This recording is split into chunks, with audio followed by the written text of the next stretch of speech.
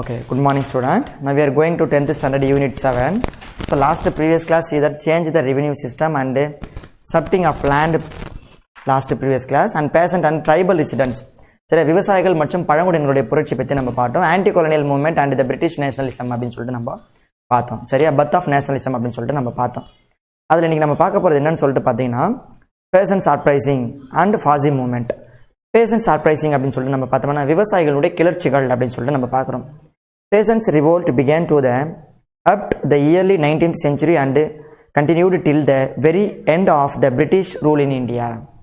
So 19ஆம் நூற்றாண்டினுடைய தொடக்கத்தில் வெடிக்க தொடங்கிய விவசாயிகளுடைய கிளர்ச்சி இந்தியாவில் ஆங்கிலேயருடைய ஆட்சி முடிவுக்கும் வரை இருந்தது, தொடர்ந்து கொண்டே இருந்தது. என்ன சொல்கிறாங்க, பிரிட்டிஷ்காரில் நம்ம இந்தியா நாட்டை விட்டு போகும் வரையில் வந்து பார்த்திங்கன்னா அவங்களுடைய புரட்சியும் அவங்களுடைய ஆட்சியும் அவங்களுடைய கிளர்ச்சியும் இந்தியாவில் இருந்து கொண்டே இருந்தது. அதில் ஃபஸ்ட்டு நம்ம பார்க்க போகிறது ஃபாசி மூமெண்ட். ஸோ ஃபார்சி மூமெண்ட்டில் நம்ம பார்க்கக்கூடியது பார்த்தீங்கன்னா ஹாஜி ஷரியதுல்லா அப்படின்னு சொல்லிட்டு நம்ம இப்போ கொடுத்துருக்காங்க, அந்த பிக்சரில் கொடுத்துருக்காங்க. see that Haji Shariatullah. So Faraizi movement was launched by the Haji Shariatullah in 1818. After the death of Shairadullah in 1839, the rebellion was led by the son of Dudu Min, who called upon the peasants not to pay tax. It gained popularity on a simple doctrine that land and wealth should be equally enjoyed by the common folk. Dudu Min lied Ibas and the elegant natural religions and declared that the land belonged to God, and collecting the rent or living taxes on its very therefore against the divine law. Large number of peasants were mobilized the network of village organization after the death of Dudu Min in 1862. There was the revival of 1870 by Noha Min. So இந்த Fossey moment அப்படின்னு சொல்லி நம்ம பார்த்தோம்னா ஹாஜி ஷரியதுல்லால் வந்து தொடங்கப்பட்டது. ஹாஜி ஷரியதுல்லா என்பவரால் 1818ஆம் ஆண்டு வந்து தொடங்கப்பட்டது இந்த பாசி இயக்கம். ஸோ இது 1839 1839 வந்து பார்த்தீங்கன்னா ஷரியதுல்லா மறைந்த பிறகு அவருடைய கிளர்ச்சிக்கு அவருடைய மகன் டூடு மியான் அப்படின்ற என்ன பண்ணுறாரு, அவர் வந்து தலைமை ஏற்கிறார். அவர் என்ன பண்ணியிருக்காரு, இந்த கிளர்ச்சியில் என்ன சொல்லியிருக்காங்கன்னு பார்த்தீங்கன்னா நம்ம வரி செலுத்த வேண்டாம் அப்படின்னு சொல்லிட்டு விவசாயிகளை வந்து கேட்டுக்கொண்டார். நீங்கள் யாரும் வரி செலுத்தாதீங்க, நோ பே த டேக்ஸ் அப்படின்னு சொல்லிட்டு சொல்கிறாரு. மேலும் பொதுமக்கள் நிலத்தையும் அனைத்து வளத்தையும் சரிசமமாக அனுபவிக்க வேண்டும் என்ற உரிமை வந்து பார்த்திங்கன்னா அவருடைய கொள்கையில் வந்து இருந்தது. அந்த அறிவிப்பு வந்து ரொம்ப பிரபலம் அடைந்தது. மேலும் சமத்துவம் இயல்பான மதம் குறித்து வலியுறுத்திய டூடு மின் என்ன பண்ணுறாரு, நிலம் கடவுளுக்கு சொந்தம், லேண்ட் பிலாங் டு காட் அப்படின்னு சொல்லிட்டு சொல்கிறார். நிலம் வந்து கடவுளுக்கு சொந்தமானது என்று அறிவித்தார். எனவே வாடகை வசூலிப்பது மற்றும் வரி வசூலிப்பது போன்ற வகை வந்து பார்த்திங்கன்னா இறை சட்டத்துக்கு இறையாண்மைக்கு எதிரானது என்று என்ன சொல்கிறாரு, இவர் குரல் எழுப்பினார். மேலும் கிராம அமைப்புகளின் கட்டமைப்பு மூலமாக பெரும் எண்ணிக்கையிலான விவசாயிகள் வந்து ஒன்று திரட்டப்பட்டனர்கள். மேலும் 1862 டூடு மின் வந்து மறைந்த பிறகு 1870 வந்து பார்த்தீங்கன்னா நோவா மியான் என்பவரால் இந்த இயக்கம் வந்து புத்துயிர் பெற்று மீண்டும் வந்து தொடங்கப்பட்டதாக இருந்தது. ஃபர்ஸ்ட் வந்து பார்த்தீங்கன்னா ஹாஜி ஷரியதுல்லா வராரு, அதுக்கப்புறம் டூடு மின் அவருடைய மகன் வராரு. அவர் இறந்துட்ட பிறகு யார் வராங்க, நோவா மியான் வந்து அதனுடைய ஆட்சியை வந்து சொல்கிறார், அதனுடைய கொள்கையை வந்து மேலும் சிறப்புறதாக வந்து செயல்படுத்துகிறார். நெக்ஸ்ட் நம்ம பார்க்க போகிறது பார்த்தீங்கன்னா ஹுவாபாய் rebellion burst. So what is mean by Huabai rebellions? So the Huabai rebellions was the anti-imperial and anti-landholders movement originated around 1927. Is the first regions of Bengal. It was the lead by the Islamic preachers Taitu Mir, who was deeply influenced by the Huabai teachings.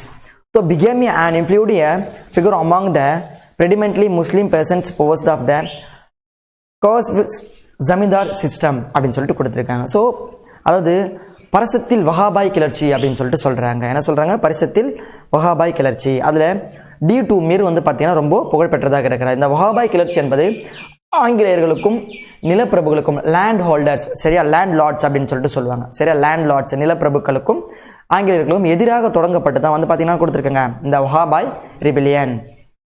So இது வந்து வங்காளத்தில் வந்து பார்த்திங்கன்னா பரசத் என்ற ஒரு ஆட்சி பகுதியில் 1827 அந்த இடத்துல வந்து தொடங்கப்பட்டதாக இருக்கிறது. மேலும் இது வஹாபாய் போதனைகளால் பெரிதும் ஆழமான கருத்துக்களால் ஈர்க்கப்பட்டவர்கள் தான் வந்து பார்த்திங்கன்னா யார், இஸ்லாமியருடைய அந்த போதகர், இஸ்லாமிய ப்ரீச்சர்ஸ் அப்படின்னு சொல்லிட்டு சொல்கிறாங்க. Preachers, what is mean by preachers அப்படின்னு பார்த்தீங்கன்னா மத போதகர். அவர் தான் டை டு மிர் அப்படின்னு சொல்லிட்டு சொல்கிறாங்க. சரியா, டி டு மிர் என்பவரால் இந்த கிளர்ச்சி தலைமை ஏற்று நடத்தப்பட்டது. ஓகே, நெக்ஸ்ட் என்ன கொடுத்துருக்காங்க, he became a influential of the figure among the பெடிமெண்டட். அதாவது என்ன கொடுத்துருக்காங்கன்னு பார்த்தீங்கன்னா ஜமீன்தாரி முறையால் ஒடுக்கப்பட்ட குறிப்பாக இஸ்லாமிய விவசாயிகள் மத்தியில் அவர் செல்வாக்கு மிக்க நபராக வந்து திகழ்ந்தார். யாரு? டி டு மிர் வந்து. ஏன்னா அவர் வந்து என்ன சொல்றாரு, விவசாயிகளுடைய கிளர்ச்சிக்காக முன்மொழிந்தார். ஓகே, நெக்ஸ்ட் என்ன கொடுத்துருக்காங்க, tribal uprising. So what is mean by tribal? பழங்குடியினர்கள். பழங்குடியினர்னா உங்களுக்கு நம்ம ஃபர்ஸ்ட் நம்ம பார்த்துட்டோம். சரியா, அவங்களுடைய கிளர்ச்சிகளை பற்றி நம்ம பார்க்க போகிறோம். Under colonial rule for the first time in Indian history, government claimed a direct proprietary right over a forest. The British rule and its encouragement of the commercializations of the forest lead to the designation of the traditional tribal system. So என்ன கொடுத்துருக்காங்க, colony ஆட்சியின் கீழ் இந்திய வரலாற்றில் முதன்முறையாக அரசு பல்வேறு வனங்கள் குறித்த நேரடி தனி உரிமை வேண்டும் என்ற கோரிக்கையை வந்து முன்மொழித்தது. மேலும் வளங்களையும் வர்த்தகமயமாக்குதல் என்ன கொடுத்துருக்காங்க, குட், கமர்ஷியலைசேஷன்ஸ் அப்படின்னு சொல்லிட்டு கொடுத்துருக்காங்க. ஸோ ஆங்கிலேயருடைய ஆட்சியில் வந்து பார்த்தீங்கன்னா மேலும் ஊக்கம் அதிகமாக வந்து இருந்தது. எதுக்கு என்ன சொல்கிறாங்க, வியாபாரத்தின் மூலியமாக வந்து பார்த்தீங்கன்னா பெருமளவில் வந்து லாபம் அடைவதாக இருந்தது. Next, in encouraged of the increase for the tribal areas by the non-tribal people such as money lenders, traders, land grabbers and the contractors. This lead to the which spurred loss of the advices. It's land of their displacement for their traditional habitats. So என்ன கொடுத்துருக்காங்க, பழங்குடியின பகுதிகள் வந்து பார்த்தீங்கன்னா அதிகமான பழங்குடியினர் அல்லாதோர், வட்டிக்கு பணம் கொடுப்பவர்களும் மற்றும் வர்த்தகக்காரர்களும் நில ஆக்கிரமிப்பாளர்களும் மற்றும் ஒப்பந்தக்காரர்களும் போன்றவர்களும் பார்த்தீங்கன்னா சொல்லுவாங்க ஊடுருவதாக வந்து ஊக்கம் தந்தது. இதனால் ஆதிவாசிகள் வந்து பார்த்தீங்கன்னா நிலத்தினுடைய பெரும்பகுதி இழக்கப்பட்டு அவர்கள் தங்கள் பாரம்பரிய குடியிருப்புகள் பகுதிகளிலிருந்து இடம்பெயர வேண்டிய நிலைமைக்கு தள்ளப்பட்டார்கள். அதாவது சொந்த இடத்துலேருந்து இன்னொரு இடத்துக்கு நம்ம போயிடணும் அப்படின்ற ஒரு நிலைமைக்கு வந்து தள்ளப்பட்டார்களாக வந்து இருந்தார்கள் அப்படின்னு சொல்லிட்டு கொடுத்துருக்காங்க. நெக்ஸ்ட் பாருங்க, tribal resistance was therefore a response against those who introduced change in the peaceful tribal life or took undue advantage of the innocence of the tribal people. எனவே என்ன கொடுத்துருக்காங்கன்னு பார்த்தீங்கன்னா இந்த பழங்குடியினர்கள் பார்த்தீங்கன்னா அமைதியான பழங்குடியினர் வாழ்க்கையில் பல்வேறு மாற்றங்களை அறிமுகம் செய்வதற்கு அல்லது பழங்குடியினர் மக்களுடைய அப்பாவித்தனமான தேவை இன்றி தங்களுக்கு சாதகமாக பயன்படுத்திக்கின்ற எதிரான பல்வேறு நடவடிக்கைகள் பழங்குடியினருடைய கிளர்ச்சிகள் வந்து இருந்தது. அதாவது அவங்களுக்கு அகேன்ஸ்டாக செயல்படுறாங்க, அதை வந்து வேண்டாம் அப்படின்னு சொல்லிட்டு என்ன பண்ணுறாங்க, நிறுத்துவதற்காக வந்து பார்த்தீங்கன்னா இந்த பழங்களுடைய கிளர்ச்சிகள் வந்து இருந்தது. ஏன்னா அவங்க என்ன பண்ணுறாங்க, அதிகமாக பழங்குடியினர் இருக்கிறாங்க, நான் ட்ரைபல்ஸ் வந்துருக்கிறாங்க. நான் ட்ரைபல்ஸ் வந்து பார்த்தீங்கன்னா பழங்குடியின அல்லாதவர்கள். அவங்க என்ன பண்ணுறாங்க, வரி செலுத்தப்பட்டு அதிகமான வரி சுமைகள் செலுத்தப்பட்டு அவங்களை அந்த இடத்துல இருந்து வேறு இடத்துக்கு துரத்துகின்ற ஒரு அளவுக்கு வந்து தள்ளப்பட்டார்கள். அதனால என்ன பண்ணுறாங்க, இவங்க இந்த கிளர்ச்சியை வந்து செய்தார்கள். ட்ரைபல் அப்ரைசிங், பழங்குடியினருடைய கிளர்ச்சி. நெக்ஸ்ட் நம்ம பார்க்க போகிறது பார்த்தீங்கன்னா கோல் ரிவால்ட் பார்க்க போகிறோம். கோல்னா வந்து பார்த்தீங்கன்னா கோல் கிளர்ச்சி அப்படின்னு சொல்லிட்டு தமிழில் சொல்லுவாங்க, கோல் revolt. So on major tribal revolt, the coal uprising 1831 up to 1832 took place in Chotanagpur and Singhbhum regions of present of Jharkhand and Odisha under the leadership of Bindari Shigari. The Rajput Chotanagpur and they leased out to the money lenders the job of revenue collections. என்ன கொடுத்துருக்காங்க, ஜார்க்கண்ட் மற்றும் ஒடிஷா ஆகிய பகுதிகளில் வந்து பார்த்தீங்கன்னா சோட்டா நாக்பூர் மற்றும் சிங்பூம் ஆகிய இடங்களில் 1831 அப் டு 1832 ஆண்டுகளில் வந்து மிகப்பெரிய ஒரு பழங்குடியினர் கிளர்ச்சி வந்து கோல் கிளர்ச்சியாக வந்து இருந்தது. இங்கே இருக்கக்கூடிய பழங்குடியினர்லாம் சேர்ந்து ஒரு கிளர்ச்சி செய்கிறாங்க, அதுதான் வந்து it's called to Kol revolt.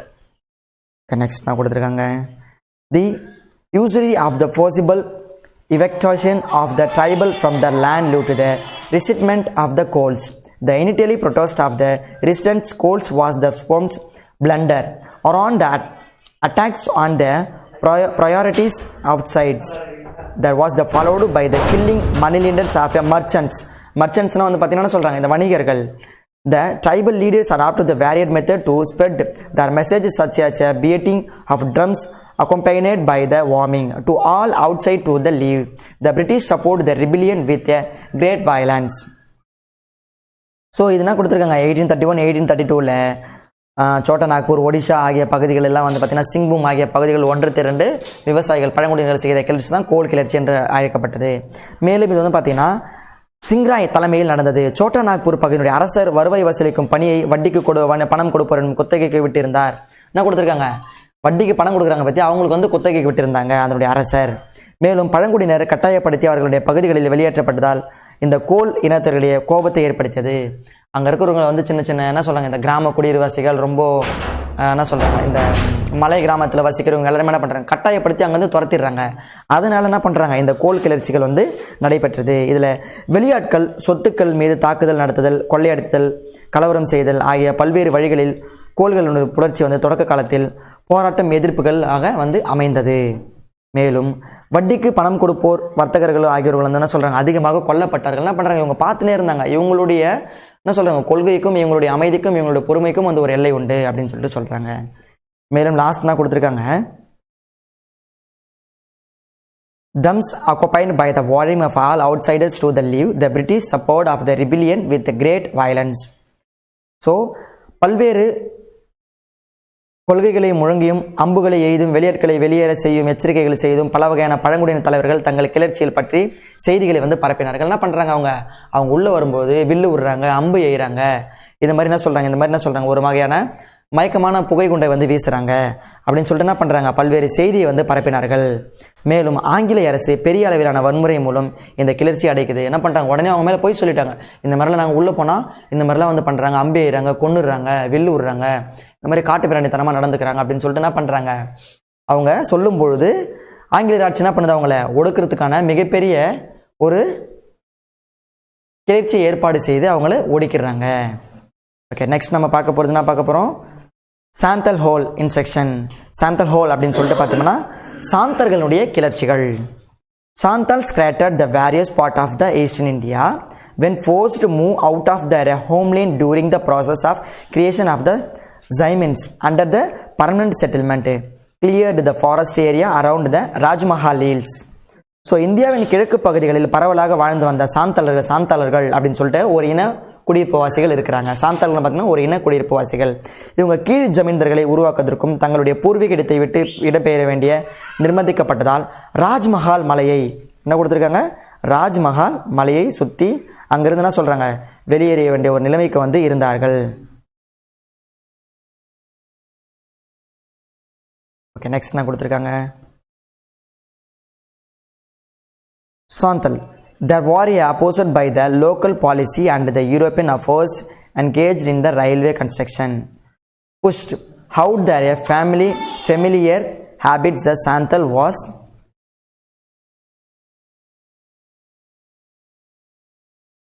was forced to rely on the moneylenders for their substance. Soon they were dropped in vicious circle of debt and taxation. Based this year, Santal also felt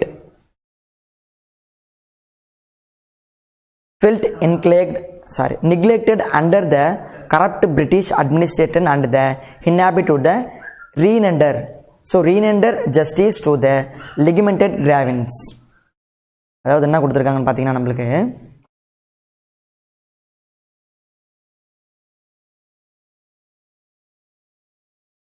so இந்த Santhal rebellion அப்படின்னு சொல்லிட்டு பார்த்தீங்கன்னா பண்ணுவோம். இதுவும் வந்து பார்த்தீங்கன்னா விவசாயிகளுடைய ஒரு மிகப்பெரிய கிளர்ச்சியாக வந்து இருக்கிறது. இது அவங்க என்ன பண்ணுறாங்க, அங்கே இந்த ராஜ்மஹால் மலைப்பகுதியில் சுற்றிலும் வனப்பகுதியை விட்டு கட்டாயப்படுத்தி என்ன பண்ணுறாங்க, அங்கே இருக்கக்கூடிய பழங்குடியினரெல்லாம் வெளியேற்றப்பட்டார்கள். அதனைத் தொடர்ந்து ரயில்வே கட்டுமான பணியில் ஈடுபட்டிருந்த ஐரோப்பிய அதிகாரிகள் மற்றும் உள்ளூர் காவலர்கள் ஆகியோர்கள் தான் சொல்கிறாங்க ஒடுக்கப்பட்டார்கள். மேலும் வெளியாட்கள் வாழ்விடங்களை விட்டு வெளியேறப்பட்டதால் சாந்தல்கள் தங்களுடைய வாழ்வாதாரத்துக்கு வட்டிக்கு பணம் கொடுப்பவரை சார்ந்து வாழ்ந்த வேண்டிய நிலைமை வந்து நிர்பந்தத்திற்கு தள்ளப்பட்டார்கள். என்ன பண்ணுறாங்க, யாரெல்லாம் வட்டிக்கு பணம் தராங்களோ, யாரெல்லாம் நிலத்தை குத்தகைக்கு விடுறாங்களோ அவங்க கிட்டலாம் இந்த சாந்தலருடைய பழங்குடியின மக்கள் என்ன பண்ணுறாங்க, அவங்கள சார்ந்து தன்னுடைய வாழ்வாதாரத்தை மேம்படுத்திக் கொள்ள வேண்டிய நிலைமைக்கு தள்ளப்பட்டார்கள். மேலும் அவங்க என்ன பண்ணியிருக்காங்க, விரைவில் கடன் மற்றும் பணம் பறித்தல் ஆகியவை தீய வகையில் அவர்களுடைய என்ன சொல்கிறாங்க, சிக்க தொடங்கினார்கள். என்ன சொல்கிறாங்க, சின்ன சின்ன கரப்ஷன் ஊழல்லே வந்து சிக்க தொடங்கினார்கள் அப்படின்னு சொல்லிட்டு சொல்லியிருக்காங்க. மேலும் பல்வேறு ஊழல் கரையும் படிந்த ஆங்கிலேயர் நிர்வாகத்தின் கீழ் தங்களுடைய நியாயமான குறைகளை நீதி கிடைக்க முடியாத சூழலில் தங்களுடைய அனைத்து கருத்துக்களையும் புறக்கணிக்கப்பட்டதாக சாந்தலர்கள் வந்து உணர்ந்தார்கள். என்ன பண்ணாங்க, ஒரு கரப்ஷன், ஒரு மிகப்பெரிய வன்முறை செய்கிறாங்க, மிகப்பெரிய கொள்ளை அடிக்கிறாங்க. அவங்க கிட்ட போய் நம்ம நியாயம் கேட்டால் எப்படி நம்மளுக்கு நியாயம் கிடைக்குமா அப்படின்ற ஒரு என்ன சொல்கிறாங்க ஒரு எண்ணத்துக்கு தள்ளப்பட்டு இந்த சாந்தாளர்கள் வந்து தன்னுடைய அனைத்து வகையான தவறுகளையும் அனைத்து வகையான நிலைமைகளும் தங்களுடைய சூழலையும் வந்து உணர்ந்து கொண்டார்கள் அப்படின்னு சொல்லிட்டு சொல்கிறாங்க. ஓகே சில்ட்ரன்ஸ், இதனுடைய தொடர்ச்சி வந்து நம்ம நெக்ஸ்ட் கிளாஸில் பார்க்கலாம். அவுட் பிரேக் அப்படின்னு சொல்லிட்டு சொல்கிறாங்க. அவுட் பிரேக்னா வெளிப்பாடு, இதனுடைய கிளர்ச்சியினுடைய வெளிப்பாடை வந்து நம்ம நெக்ஸ்ட் கிளாஸில் பார்க்கலாம். Thank you childrens, thank you.